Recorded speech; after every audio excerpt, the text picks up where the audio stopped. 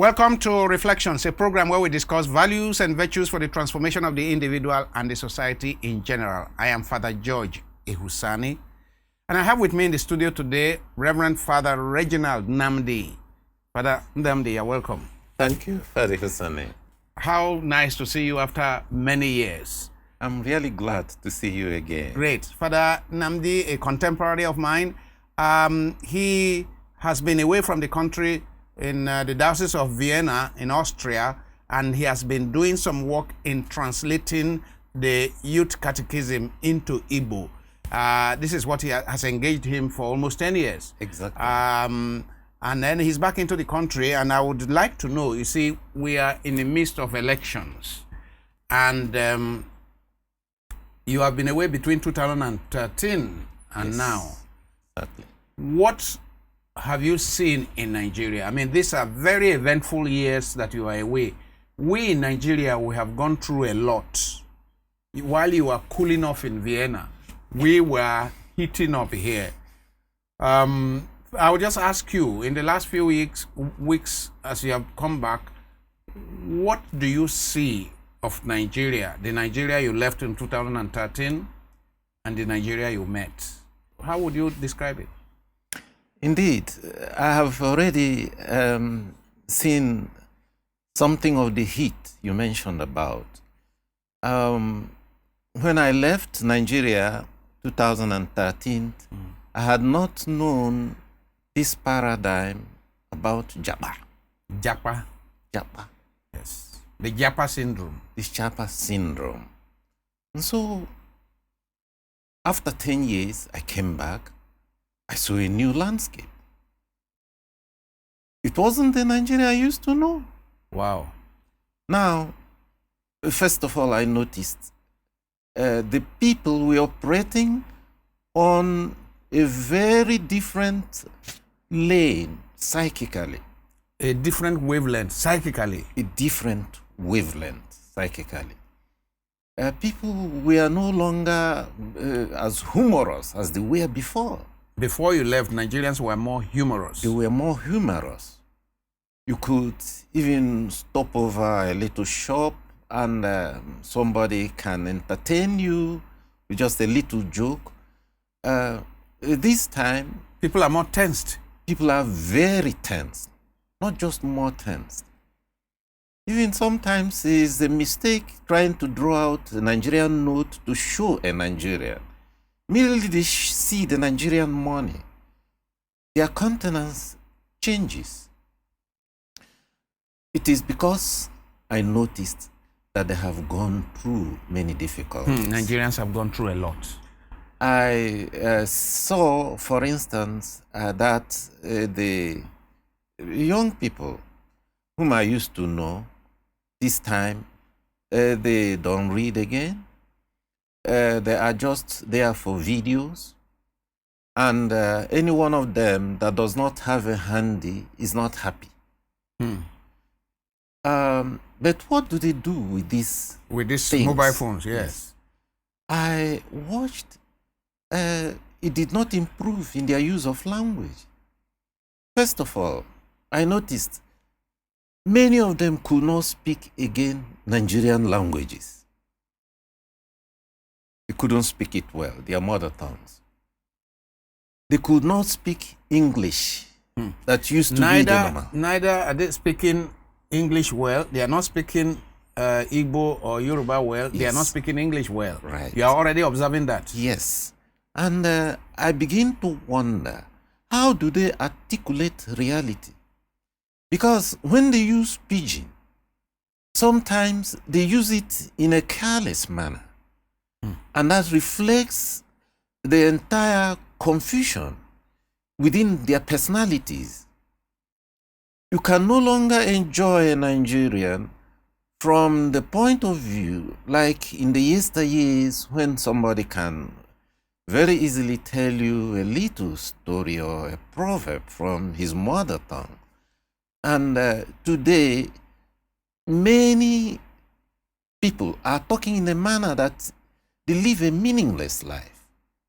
It's just like, how can they get rich today? That appears to be the common denominator now. That seems Get to be rich. the only thing that drives them again. And that's why they are so gullible for people who are in higher positions, like I notice politicians. Because you can promise them anything, and what you get as a result, of course, you will not like it, but they will go to such an extent that even they discover that they have been used. And when they discover it, they do not help the society, it does not help them. And their relationship between the person who is driving them with a certain enticement is no longer one of trust and confidence. And because trust and confidence are things you just cannot buy with money, I begin to wonder what type of society so has come back to. you already are seeing in your few weeks back, you're already seeing that there is breakdown of trust and confidence in those who rule them, in those who lead them. Yes, that is very clear. One can notice even in their use of words. They use words in such a way as just to placate the people for the moment. There is no in-depth reflection of what an African is. In fact, look around. You don't see any big things one can describe as ideologies driving the society, and not just the individual alone.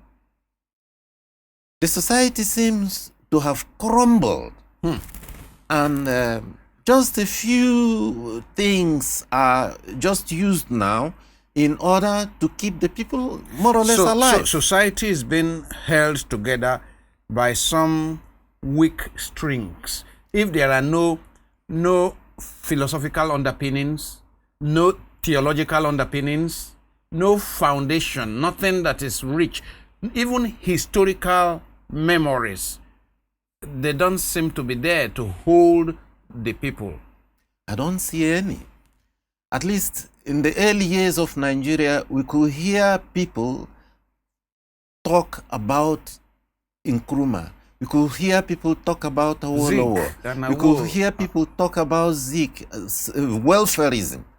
All these concepts are very, very strange to the modern consciousness I met in Nigeria. And so when I compare the Nigerians with the society I left behind in Austria, I just wonder. I ask myself, where is this society heading to? And the worst of it, a good number of people in Nigeria are not aware that there is anything amiss. That there is something missing. That there is something amiss. Perhaps that is even the more dangerous situation. I mean, that we are on the wrong path, on the path of destruction. That our young people are behaving like fanatics that are running but have lost their way, but they are increasing speed but going to nowhere, and that many people are not even aware, including those who are pretending to be leading us, right, are not aware that there is much that is amiss. That is very true. In fact, a certain meaninglessness has taken over the attitude of many, many people. You know, you are coming from Vienna. One of the most celebrated figures in the Vienna School of Psychoanalysis, Viktor Frankl, Yes. the father of logotherapy. Right. He already started lamenting what he calls the existential nihilism as one of the diseases of the modern day, meaning the sense of meaninglessness, the sense that nothing has meaning. In that his celebrated book, Man's Search for Meaning. Now, what I hear you saying is that you are witnessing in our society a near total loss of a sense of meaning. Total disjunction. Viktor Frankl would be very, very honored to work as a psychotherapist in this nation. In Nigeria. At all levels. Because he himself went through difficult times in the cassette. Yes. And on coming out, he has come to realize that the personality of a human being depends on the type of words he hears, the type of meaning that is associated with the things he does. And here in our country, it appears the leaders are not aware of the fact that they are misleading the largest portion of the black race in this universe. 120 million black people.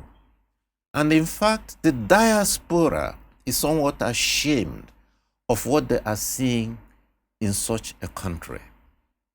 They expected hope from this country. What they are getting is despair.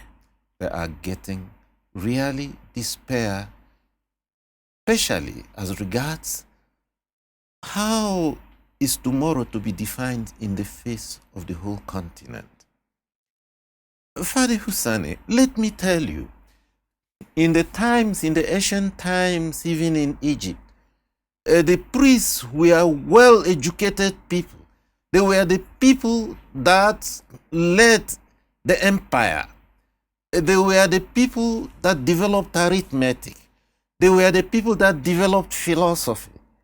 They were the people who led to the building of pyramids. They gave the entire empire direction and meaning. Who gives the people of Nigeria, direction, who gives them today direction and meaning? I mean, I hear you say that you have seen young people you have come back and seen young people in Nigeria, and all they are talking about is money. Yes. And making money. Right. And that you cannot hear from the words they speak, you cannot feel a sense of meaning. You cannot hear any sense of ideology, whether to the right or to the left, but no sense that there is this. What is the framework behind the words they speak? It appears voided, empty. Is empty and void. So, is there any hope? Do you see? Because as you have seen these negative vibrations, where you see everybody's on the mobile phone, few are reading. I don't know if you know of the secondary school, what they call miracle centers, where secondary schools, they just arrange to cheat and pass exams without reading. And some are hoping to continue that into university and graduate in something without reading. So, young people are graduating with no skills whatsoever. And they are looking for jobs. Of course, the jobs are not existent. But as you see, I mean, you have come at a time of a lot of politicking and campaigns and so on. Are you seeing any hope in the horizon? Because as priests, I mean, we definitely need to give hope to our people. I do see signs of hope. Okay, what are they? But permit me to say, Nigeria in these 10 years has trained up the young people to have two left hands. And that is why skill acquisition is like nothing for them. Nigerian leaders have trained young people to have two left hands and no right hand. The hands cannot achieve anything. It doesn't produce anything. They have only a money economy. They don't have things to back even the paper money, which they parade about as their own. But despite that, I see signs of hope. Alone to see that the young people have woken up at last is a great sign of hope. Woken up in what area now? I noticed that for the first time, the young people have noticed that violence whether it comes institutionally from people like NSAS, that it does not help the country forward. Yes. They have woken up in the sense that they have taken the flag of this nation just in the hand, harmless as they are, desiring for a novelty. They have woken up because they have seen it is good to come together. And not just be alone and suffer. I noticed. So you are quite impressed with what happened during the NSAS demonstrations, where young people, for once, came together from east, north, and south and west, came together to speak against, to protest against what they consider to be the structural violence of NSAS. Definitely, that is my bedrock of hope. Oh, the NSAS. Yes, because these young people, they are like people who see the future. They are like people who have now decided that this continent, so downtrodden it is in all its history, can stand up again. They have come up to reassess even the old traditions that held many people bound. Now, to reinterpret it and give it a new face. I am really, so happy to see them turn out. Many of them shouting, raising up their hands, finding time, going to advise each other to get a PVC for a sense of responsibility, their social responsibility. Civic social responsibility. So, when young people wake up in this way, I see, even in that sense, they are to a certain extent better than some of the young people in the Middle Europe who are already sleeping away their time. They have a society that takes care of them. They even forget that they have to do certain things for the future of their society. Mm-hmm. And so I think these young people, they can teach the world something the world does not know. Good. So in spite of what you see as emptiness in the area of knowledge, in the area of skills acquisition, in the poverty, in many, many ways, you see hope in the fact that young people are beginning to work together and are rising up to demand participation. Yes, I see a great hope. Indeed, without participation, I will fall back again to the old order. I really do believe that the young people, even after the coming elections, that they have to learn to associate with each other. They have to learn to make good this that has started with them. Mm-hmm. So, you believe that the elections we are having now, whichever way it turns out to be, you believe that a movement has started among the young generation? Yes, something has started, something that has already found its time and cannot longer be pushed aside. Mm-hmm. Just like Victor Hugo used to say, an idea whose time has come. Whose time has come. And I think this idea is being felt at all levels of the youth in this country. Even other politicians have begun to learn their lessons. One of the young people was telling me, look, where are the branded rice? Where are the branded cars that used to come up during elections? Now, the landscape has changed. And so perhaps people can now get back again to the habits of thinking. Because that has been a major problem. The shortfall in critical thinking. I mean, there was a short video I sent around about critical analysis, critical thinking, how we have lost it. You know, somebody comes and says, oh, your enemy is the person in Sokoto. If you can only deal with that person in Sokoto, say, come on, but this guy who is my local government chairman, he should be held responsible for not at least filling these potholes near my house, in my village with sand. It's not just the person in Abuja, you know? So critical thinking to teach our people so that our people can begin to hold their leaders responsible. Yes, this social activism is also part of my hope of the youth today. And the youth seems to understand how important peace moves are in their lives, how important also the idea of justice is, because without justice there is no peace. There will be no peace. And so I like how the youth do not just think the only person who does wrong is somebody who is elsewhere. Yeah. Or the person who is, protecting me and giving me all the money, even if he does wrong things, then it is right. I like the way the young people are now thinking that right is right and wrong is wrong. Whoever does it, yes, at whatever level. And so I like this way of thinking. And my hope is that in the months and in the years to come, that these will crystallize, will evolve and crystallize into something formidable for our country.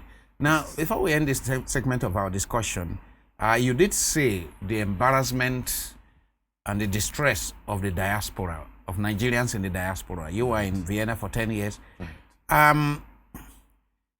What sense of hope, the hope you have expressed now since you came, what about our brothers and sisters in Austria, in Germany, in Europe, in America and so on, in Canada? What hope do they have for change towards these elections? Are they very hopeful that a major change will occur? Let me tell you, Father Ehusani, East or West, home is the best. East or West, home is the best. Yes, that's why those in the diaspora, they also experience many things that happen in the name of Nigeria. Sometimes they suffer racism. Just because they are Nigerians? They suffer just because of the passport they carry. And Nigeria seems to give them a certain impression and give also the host countries a certain impression. And so they are so happy to see that a new Nigeria is arising. And so now they can walk through the streets of these strange nations and be proud from where they come from. And they are really supportive of this change in the country.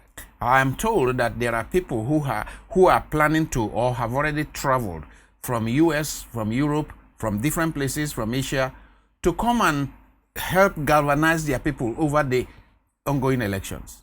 You know, one white man told me, Reginald, you are going back to Africa, you are going there to die of mosquito and above all to die a martyr.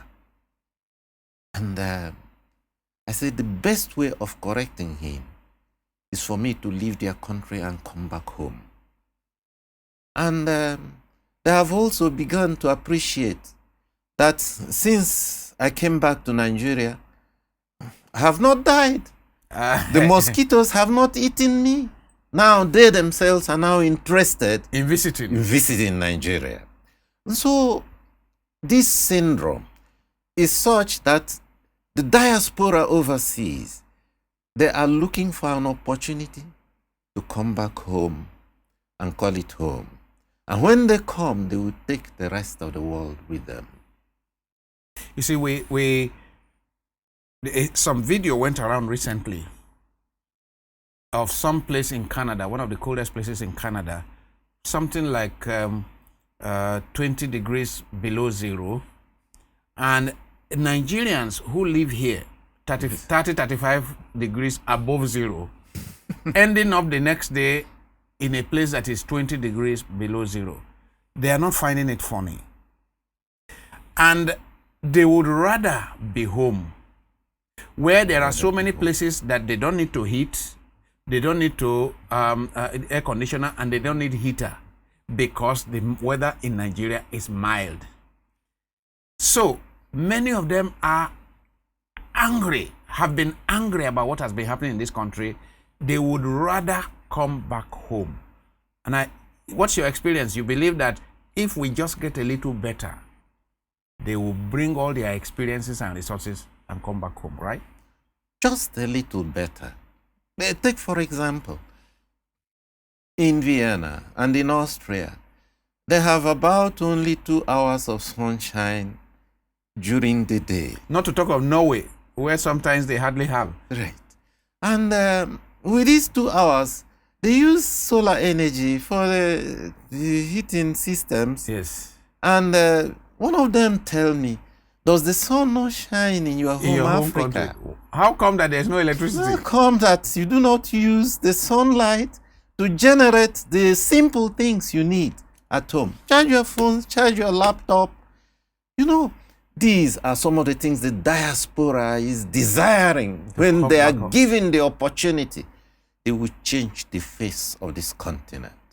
On that very hopeful note, we will end this segment. I've been speaking with Father Reginald Nnamdi, a priest of the Diocese of Okigwe, and a contemporary of mine who has been away from the country for 10 years and has come to Nigeria at a very interesting time, with a lot of hope that things are going to change for the better. Father, I pray that you will not be disappointed, that this hope will materialize.